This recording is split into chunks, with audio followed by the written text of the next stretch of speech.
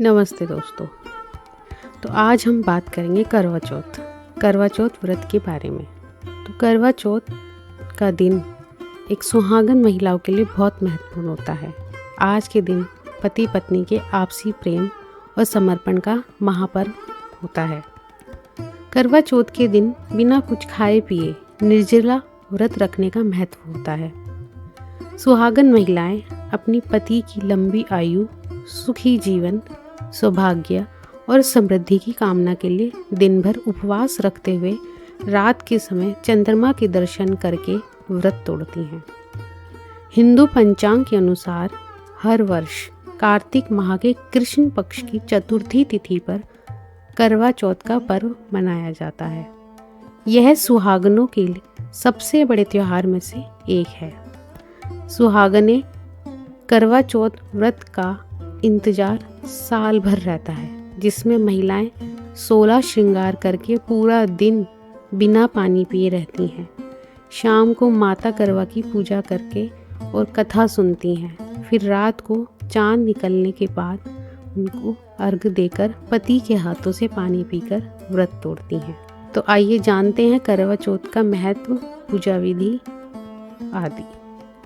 तो जान लेते हैं करवा चौथ में क्या क्या सामग्री होनी चाहिए। एक करवा, पूजा की थाली, छलनी, जो अगर आपके यहाँ होती हो तो आप रख सकते हैं, वरना आप स्किप कर सकते हैं। करवा माता का फोटो, सीख, जल, मिठाई, सुहागन की सभी चीज़ें, 16 श्रृंगार, फूल माला, दीपक, रोली, सिंदूर, मेहंदी, कलावा, हल्दी, नारियल, अक्षत और घी। तो ये सामग्री होती है करवा चौथ की पूजा के लिए। तो आइए बात करते हैं अब करवा चौथ की विधि। सुबह सबसे पहले सूर्योदय होने से पहले सास अपनी बहू को सरगी देती है, जिसमें सरगी में मीठी मट्ठियाँ, 16 श्रृंगार और कुछ मिठाइयाँ होती हैं, तो जिससे बहू खाती है। तो यह सरगी बहू को अपनी सास से लेनी चाहिए और उनका पैर छू के आशीर्वाद लेना चाहिए। उसके बाद वो सरगी ग्रहण करे, ताकि पूरा दिन वो बिना खाए पिए और बिना पानी पिए रह सके, आराम से इस व्रत को कर सके। तो करवा चौथ के दिन सुबह जल्दी उठकर स्नान करें और पति की लंबी आयु और परिवार के सभी सदस्यों के जीवन के सुख, समृद्धि और अच्छे स्वास्थ्य की कामना के साथ अखंड सौभाग्य का संकल्प लें। व्रत और पूजा का संकल्प लेने के बाद पूजा स्थल पर भगवान शिव, माता पार्वती, भगवान कार्तिकेय और गणेश की स्थापना करें। इसके बाद चौथ माता का फोटो रखें और पूजा की जगह पर मिट्टी का करवा रखते हुए सभी देवी देवताओं का आवाहन करते हुए पूजा करें। अब इसके बाद करवे में पानी भरें और उसमें एक सिक्का डालकर उसे लाल कपड़े से ढक दें, या उस करवे पर जो ऊपर एक आती है उससे आप ढक्कन आता है उससे भी ढक सकते हैं।